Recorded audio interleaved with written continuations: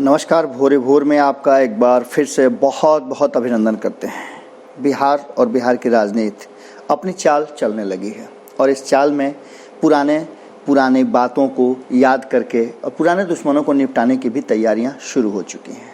अब कौन किसे निपटाएगा ये तो वक्त बताएगा, पर जिस तरह की रणनीति और राजनीति चल रही है उसने साफ कर दिया है कि हर कोई इस बार के चुनाव में कोई कोर कसर नहीं छोड़ना चाहता है और अपनी रणनीति पूरी तरह से मजबूत रखना चाहता है, जिससे कि आने वाले इस चुनाव में उसे बेहतर रिजल्ट मिले और आने वाली सरकार उसी की बने। इस कवायद में सबसे ज़्यादा अगर किसी की बात करें तो नीतीश कुमार आगे हैं। नीतीश कुमार, आपको याद होगा कि लालू प्रसाद ने कभी कहा था जब वो सत्ता में आए थे बिहार की, तो उन्होंने साफ तौर पे कहा था कि वो 20 साल से कम टस से मस नहीं होने वाले हैं। उन्होंने ऐसा खूंटा गाड़ दिया है जो 20 साल तक उखड़ने वाला नहीं है। पर सियासत है, राजनीति है और बिहार में राजनीति आपको पता ही है कि सबसे ज़्यादा होती है। बिहार के लोगों ने लालू प्रसाद का खूंटा 15 साल में उखाड़ दिया और इसे उखाड़ने में कहीं ना कहीं नीतीश कुमार की रणनीति बड़ी कारगर हुई थी। नीतीश कुमार इससे पहले भी एक प्रयास कर चुके थे और उस प्रयास में कहीं ना कहीं नीतीश कुमार पिछड़ गए थे। आपको बता दें कि जिस तरह से उन्होंने लालू प्रसाद को धाराशायी किया था, उनकी सत्ता को बाहर से बेदखल कर दिया था बिहार से, वैसे ही एक बार फिर से 2015 में वो कई दुश्मनों को निपटाने वाले हैं। आपको याद होगा कि नीतीश कुमार को मुख्यमंत्री की शपथ लेने के बाद सत्ता में काबिज नहीं रहने देने वालों में एक नाम और भी है और इंतजार कर रहे थे नीतीश कुमार कि कब मौका मिले और उन्हें भी वो निपटा दें। हालांकि इन 15 सालों में कई ऐसे मौके आए जब वो एक दूसरे के विरोधी भी रहे और साथ भी रहे, कभी दोनों बहुत नज़दीक भी रहे। पर अब स्थिति ये है कि पिछले कुछ महीनों से, या कहा जाए कि लोकसभा चुनाव के बाद से जो स्थितियां हैं, उस स्थिति में नीतीश कुमार माफ़ करने की स्थिति में नहीं है और उन्हें वो पुरानी बातें याद आ गई हैं जिसे वो पिता का बदला पुत्र से लेने के लिए पूरी तरह से तैयार है। अब पिता पुत्र के बदले की बात जो हो रही है और उसमें महत्वाकांक्षाएं बहुत ज़्यादा हों तो निश्चित रूप से आप समझ सकते हैं कि दोनों तरफ की महत्वाकांक्षाएं जब टकराएंगी तो किसी न किसी एक को त्याग देना पड़ेगा और एक को तो निपटना ही पड़ेगा। और इस निपटाने की कला में नीतीश कुमार माहिर माने जाते हैं। वो सोशल इंजीनियरिंग के मास्टर माने जाते हैं और इतना ही नहीं, उन्हें विकल्प भी बहुत जल्दी मिल जाता है, विकल्प खोज लेते हैं। आपको याद होगा कि जब उन्होंने खुद 2014 की हार स्वीकार करते हुए अपने ऊपर जिम्मेवारी लेते हुए जब पार्टी के अध्यक्ष पद से और रहते हुए और मुख्यमंत्री के पद से त्याग पत्र देने की बात की तो उन्हें विकल्प मिल गया था। मांझी के रूप में उन्हें विकल्प मिल गया था और उन्होंने मांझी को गद्दी पे बैठा करके अपने आप को एक आदर्श नेता के रूप में साबित किया था और ये दिखाया था कि वो पार्टी के सबसे ज़्यादा और बिहार के हितैषी हैं। इन सब बातों को लेकर के कुछ दिनों तक ये सिलसिला चलता रहा, लेकिन जैसे ही उन्हें पता चला कि जीतन राम मांझी अब उनके हिसाब से नहीं है तो उन्हें भी निपटा दिया और उन्होंने विकल्प चुन लिया। 15 साल, यानी 15 साल आप उसको नहीं कह सकते हैं, अपने करीब 12 साल पुराने साथी जिसे वो हरा करके सत्ता में काबिज हुए थे लालू प्रसाद, उन्हें विकल्प के रूप में चुन लिया और मांझी को निपटा दिया।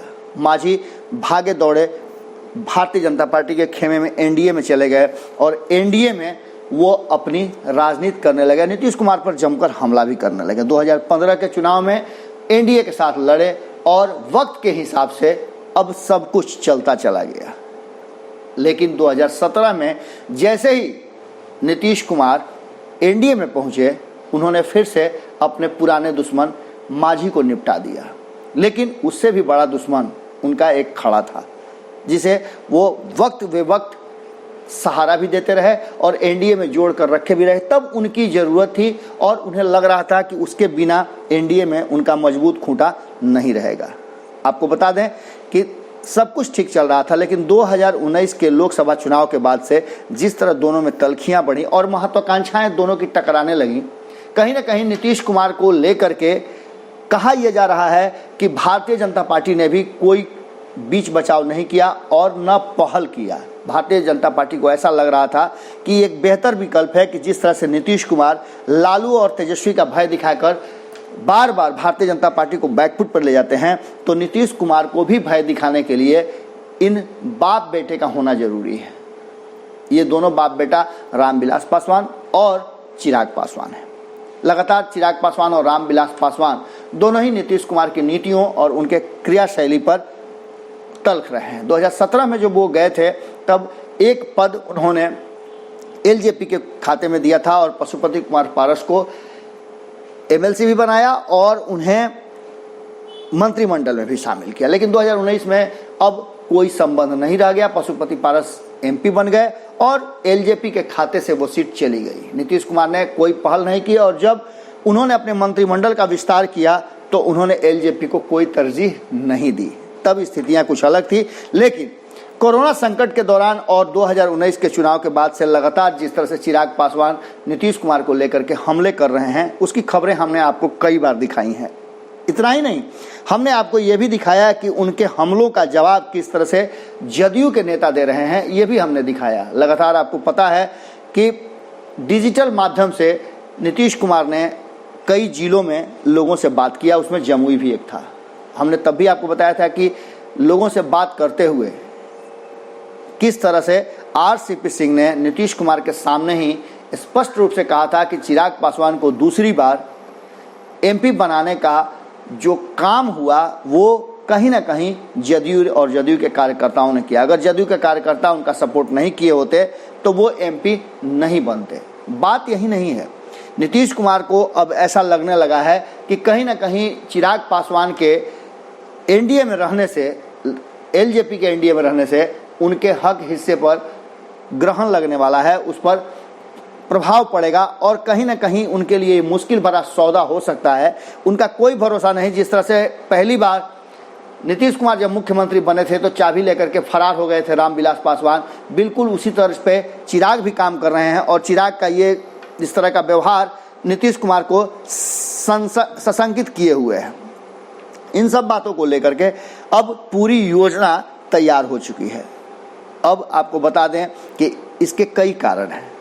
पिता का बदला तो पुत्र से लेने की बात चल ही रही है। इस बीच में महत्वाकांक्षाएं दोनों की बढ़ गई हैं और उन महत्वाकांक्षाओं को लेकर के कहीं ना कहीं ये दोनों के अपने अपने विचार जो हैं वो टकराने लगे हैं। एक तरफ जहां टकराहट में चिराग पासवान को कहीं ना कहीं उप मुख्यमंत्री या मुख्यमंत्री के रूप में प्रोजेक्ट अलग अलग जगहों से किया जा रहा है, वहीं दूसरी तरफ नीतीश कुमार अब इस बार जो है उस सीधी लड़ाई में अपना पद गंवाना नहीं चाहते हैं और यही सबसे बड़ा कारण है।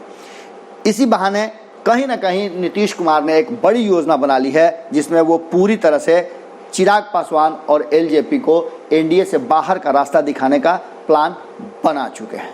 हमारे सूत्र बता रहे हैं कि लगातार, और हमने खबरों में आपको पहले भी दिखाया है कि किस तरह से नीतीश कुमार तल्ख हैं और वो गुस्से में हैं। बार बार जब भी उनके पास चिराग पासवान का कोई नाम लेता है तो वो उस पर भड़क जाते हैं और कहते हैं किसका नाम ले रहे हो। इन सब बातों के बीच आपको बता दें कि एक लंबे समय से, जब से लोकसभा चुनाव खत्म हुआ है, मंत्रिमंडल का गठन हुआ है, तब से लेकर अब तक दोनों के बीच में, यानी चिराग पासवान और नीतीश कुमार या फिर नीतीश कुमार और रामविलास पासवान के बीच सामने सामने बैठ करके कभी बात नहीं हुई है।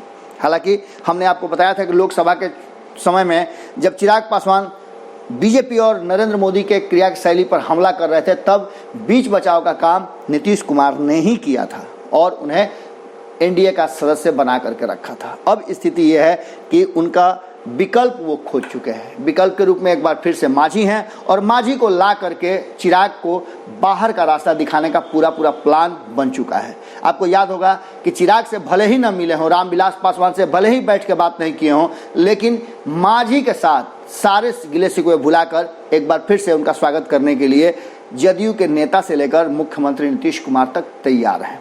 कई बार मुलाकातें भी हो चुकी हैं और लगातार जीतन राम मांझी नीतीश कुमार की बड़ाई भी कर रहे हैं। इस बड़ाई के साथ साथ आपने देखा होगा कि दोनों के बीच में विचारों का आदान प्रदान भी होने लगा है और इसको लेकर के महागठबंधन में रहते हुए जिस तरह से जीतन राम मांझी ने बिगुल फूंक दिया है विरोध का, उसे देखकर आप अंदाजा लगा सकते हैं कि वो किस दिशा में सब कुछ जा रहा है।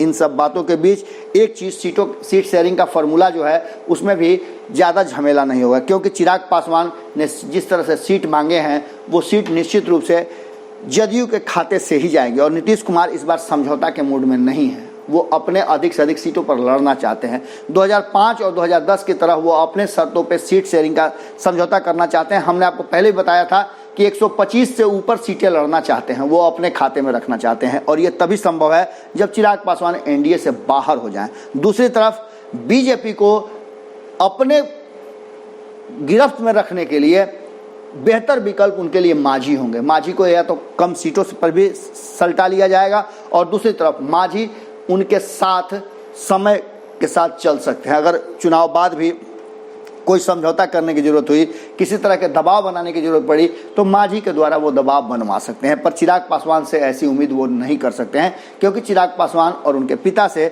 उन्हें पहले भी एक झटका मिल चुका है। अब इन सब बातों के बीच आपने देखा होगा कि एमएलसी के मनोनयन को भी उन्होंने सीधे तौर पे रोक दिया है। इसके पीछे भी कहीं ना कहीं चिराग पासवान और रामविलास पासवान की वो स्थितियां हैं जिसमें वो नीतीश कुमार को बार बार अटैक कर रहे हैं। अब देखने वाली बात ये होगी कि ये कब तक काम हो जाता है, क्योंकि निपटाने का सिलसिला और उसकी रणनीति तो नीतीश कुमार बना चुके हैं। जैसा कि सूत्र बता रहे हैं कि एनडीए में बहुत जल्दी एंट्री होने वाली है जीतन राम मांझी का, और आउट होने वाले हैं चिराग पासवान। जुड़े रहें भारत लाइव के साथ, खबरों का सिलसिला लगातार जारी है। बिहार की राजनीति में उठापटक को लेकर के हम आपके साथ लगातार जुड़ रहे हैं, अपनी बातें रख रहे हैं, और जो हमें फीडबैक मिल रहे हैं उसके आधार पर हम विश्लेषण भी कर रहे हैं। आपको कैसा लगता है जरूर बताइएगा, क्योंकि आपके विचार बहुत ज़रूरी हैं। अगर आपने हमारा चैनल अब तक सब्सक्राइब नहीं किया है तो ज़रूर कर लीजिए, और आपके मित्रों ने, संबंधियों ने यदि नहीं किया है तो उन्हें भी ज़रूर करवा दें, क्योंकि अच्छी और सच्ची खबरें और इस पूरे 2020 के मैच का सबसे बेहतरीन टेलीकास्ट और सबसे जल्दी मुफ्त में अगर कोई करेगा तो वो है भारत लाइव। नमस्कार। बढ़ाएं अपना कदम सक्सेस की ओर शिखर करियर इंस्टीट्यूट के साथ। शिखर करियर इंस्टीट्यूट पूर्वी भारत में एकमात्र कोचिंग संस्थान जो एक्सक्लूसिवली है मेडिकल एंट्रेंस एग्जाम के लिए।